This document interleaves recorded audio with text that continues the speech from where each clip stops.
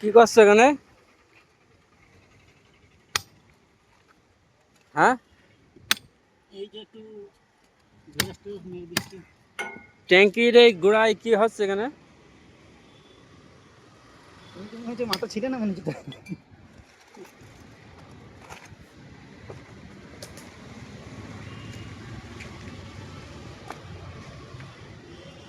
ও, এখানে সিট লাগাবে, ড্রামের জন্য সিট লাগাতে পারছে না, যাতে পানিটা পাস হয়ে যায় তার জন্য ঢালাই করে পুরো স্লোপ করে দেওয়া হচ্ছে, তাই তো? ভালো বই ধরাতে দিয়েছি।